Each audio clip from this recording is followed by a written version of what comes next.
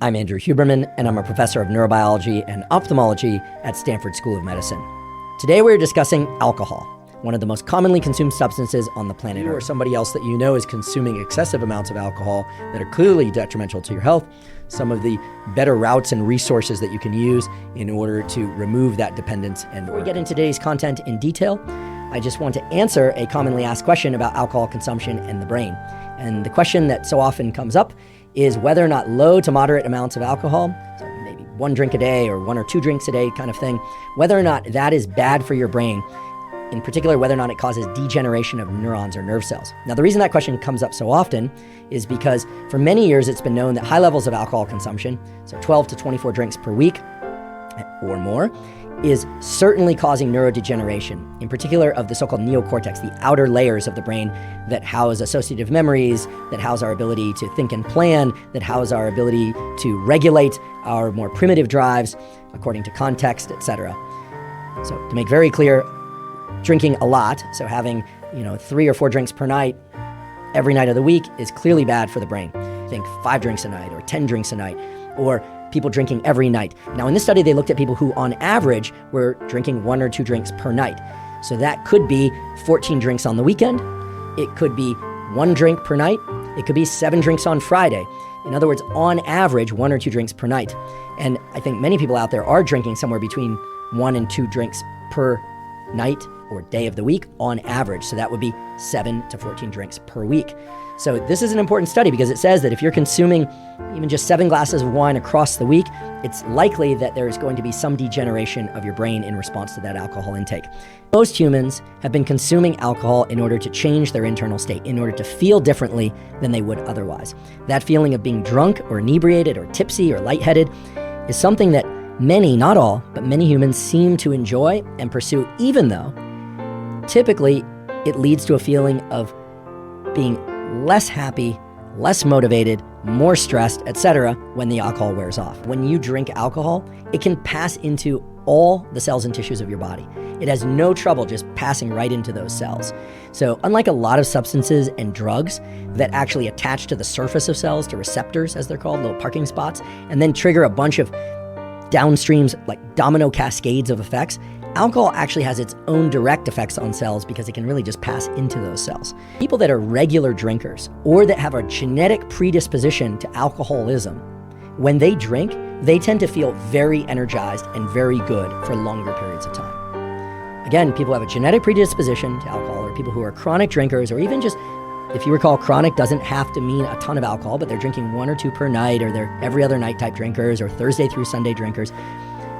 Those people typically experience an increase in alertness and mood when they drink, whereas occasional drinkers will have a briefer, meaning less long-lasting, period of feeling good when they drink, and then more quickly transition into a state in which they're tired, or they start losing motor skills, they start slurring their speech.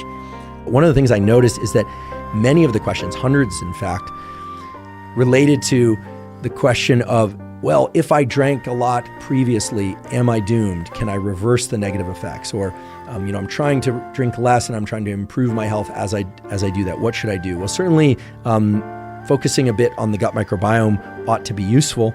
The other thing I should mention is as people wean themselves off alcohol, even if they're not full-blown alcoholics or have alcohol use disorder, they should understand that increase in cortisol that we talked about earlier that leads to lower stress threshold and greater feelings of anxiety and stress, that's going to be present and it's going to take some time to dissipate. So for some people, it might even just be helpful to realize that as you try and wean yourself off alcohol, or maybe even go cold turkey, that increased anxiety and feelings of stress should be expected. And the point here is just that some increase in stress should be expected.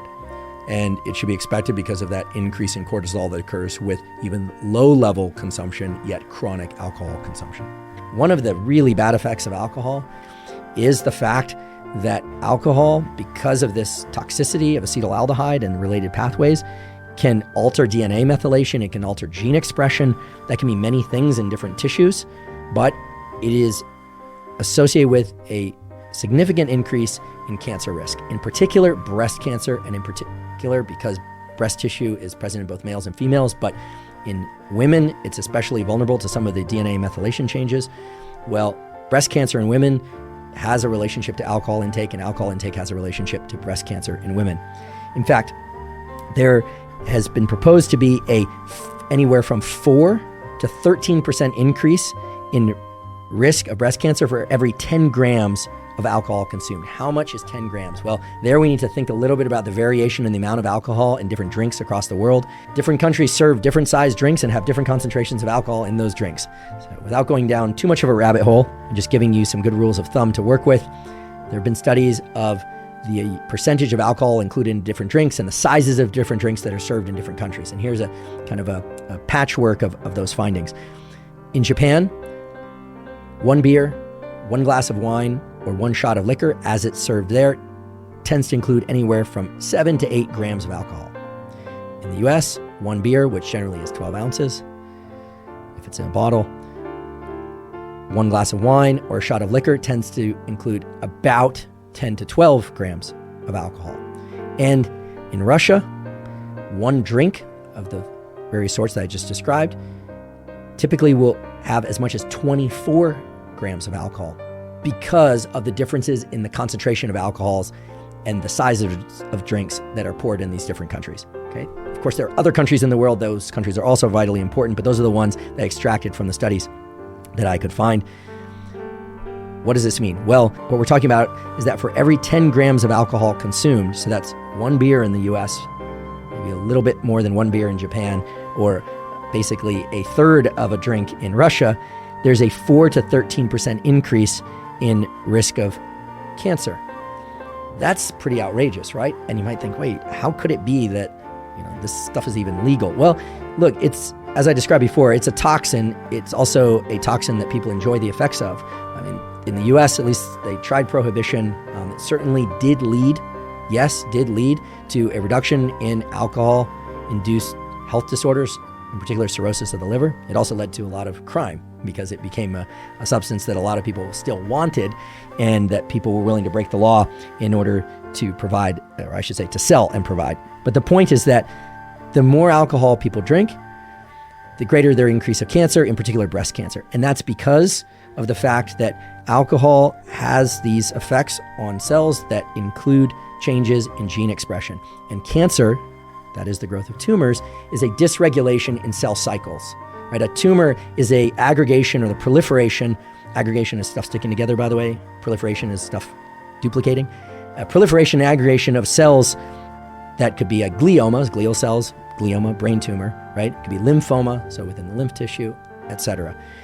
The mutations that alcohol induces to cause this are wide-ranging. Some of those are starting to be understood. For those of you that are interested in cell biology, I'll just mention that the PD-1 pathway, again, this is super specialized and for the aficionados only. You don't need to know this. The PD-1 pathway seems to be upregulated, and we knew this from the discussion earlier, there's a downregulation in some of the anti-inflammatory molecules that help suppress this proliferation of cancers. Nowadays, there's a lot of interest in the fact that the immune system is constantly combating cancers that exist in us all the time. Little tumors start growing and our immune system goes and gobbles them up. Little tumors start growing, the immune system senses inflammation, sends out these incredible cells, these killers, B cells and T cells, and beats them up. Cancers proliferate and take hold and cause serious problems when the proliferation of cells exceeds the immune system's ability to gobble up and remove those cells. There are other mechanisms of regulating cancers, but that's one of the primary ones. And alcohol hits it. Again, it's a two-hit model. It increases tumor growth and it decreases the sorts of molecules that suppress and combat tumor growth. So again, even low to moderate amounts of alcohol can be problematic for sake of cancers, in particular breast cancers.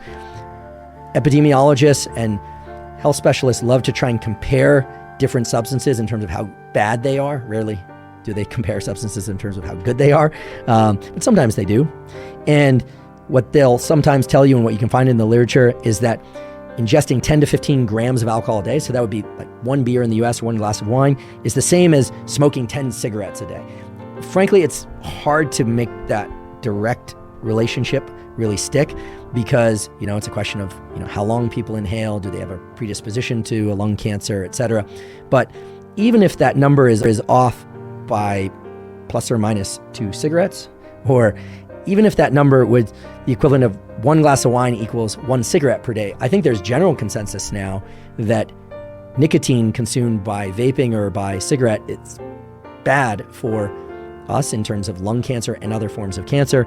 And for some reason, I don't know why, because this knowledge about alcohol and cancer and these established relationships have been known since the late 1980s. The first, kind of landmark paper on this was published in 1987. I can provide a link to that paper. It's actually quite interesting to read.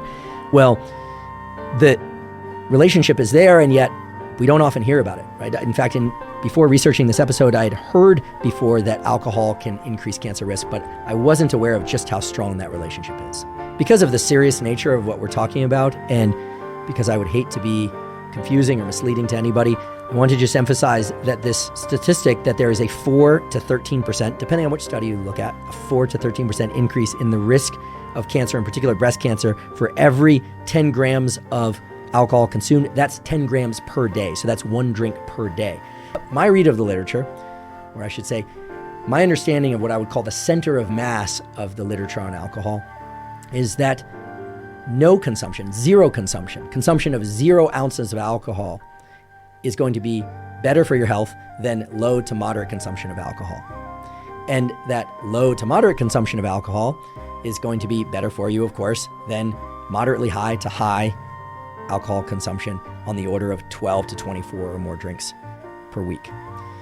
I realize that for most people listening to this, it's probably low to moderate alcohol consumption that is part of their standard repertoire. And I'm not here to give you justification for doing that, nor am I going to tell you not to do that. I would like you to consider perhaps, however, the negative effects that we understand and that are documented. For instance, the negative effects of alcohol on the gut microbiome and the things that you can do to better support your gut microbiome. The negative effects on the stress system, that HPA axis that we talked about earlier, and the fact that even low to moderate levels of alcohol consumption can increase our levels of stress when we're not drinking. And to think about acquiring some tools and getting some proficiency with tools, behavioral or otherwise, that can help you with stress modulation that don't involve alcohol consumption.